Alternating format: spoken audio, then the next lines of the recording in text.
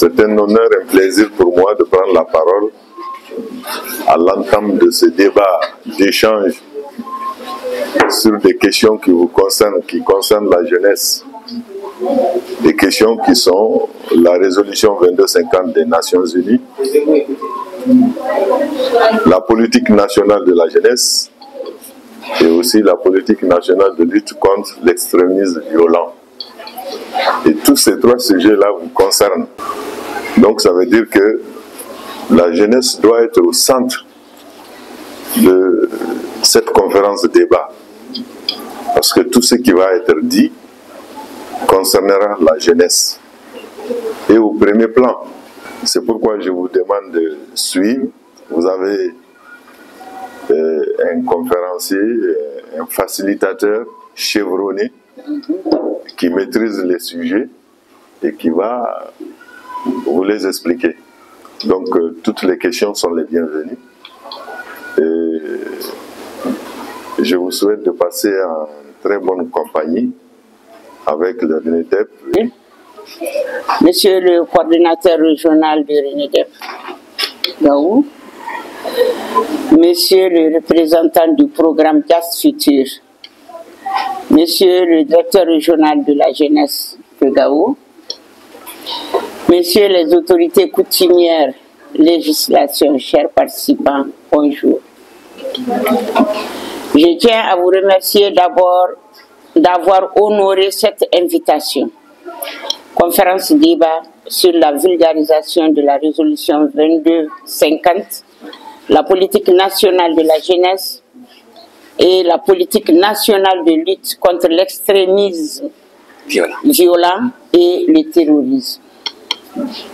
Organisée à l'intention de l'implication des jeunes pour le retour de la paix, la lutte contre l'extrémisme violent et le terrorisme. Mes remerciements à l'endroit des partenaires financiers Cordage et le RENEDEP. Je vous remercie au fond de vous, Al-Kharadiel. Nous nous invités en votre qualité, protocole pour confondir, je vous remercie et je vous souhaite une très très belle journée de formation ou de conférence débat sur un thème qui est crucial. Ce thème qu'on appelle la loi 2250, c'est une conférence qui a été organisée par le RENEDEP, le réseau national pour l'éveil démocratique et patriotique, sur le programme qu'on appelle JAS Futur.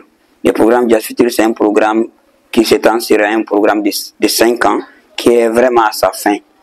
Okay? Dans ce cadre-là, il y a des activités qui doivent être mises en œuvre par les consortiums et aussi quelques organisations comme le RENEDEP qui est sur les piliers justice et sécurité.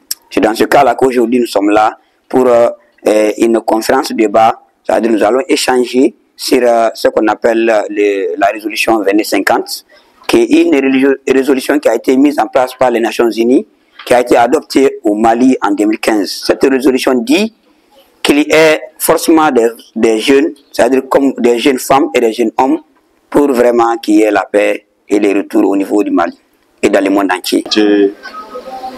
De sensibilisation avec les acteurs majeurs, notamment les jeunes, sur la résolution 2250, qui est la résolution de la jeunesse, qui concerne l'implication de la jeunesse dans les instances de prise de décision, dans les instances de gestion de conflits. Et à mon entendement, si les cibles sont sensibilisées, informées, ça va être une belle opportunité de vulgarisation. Et qui parle de vulgarisation parle aussi des acteurs clés. Et cette résolution s'adresse spécifiquement aux jeunes. Et je pense qu'à travers ça, nous avons quand même pu passer le message essentiel. Le message essentiel a été partagé avec les cibles du rôle qu'ils peuvent jouer dans la lutte contre le terrorisme de façon générale ou de l'extrémisme violent. Donc c'est à la capitale aussi du RENEDEP et toutes les organisations de JAS Futur pour l'accompagnement des structures jeunes afin que la résolution 2250 puisse être un document approprié par les jeunes. On a eu des informations, oui, au sein de sein de cette réseau national pour le développement démocratique et patriotique. Vraiment, on a des informations, on a eu vraiment des informations.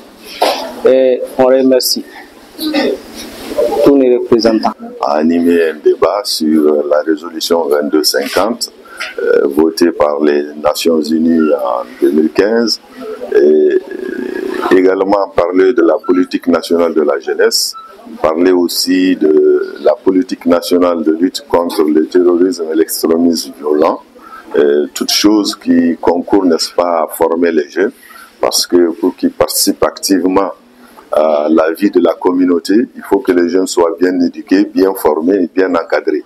Et ceci rentre dans ce cadre-là. Donc, je félicite René Depp qui a eu cette idée de former les jeunes, d'échanger avec les jeunes sur la thématique du jour.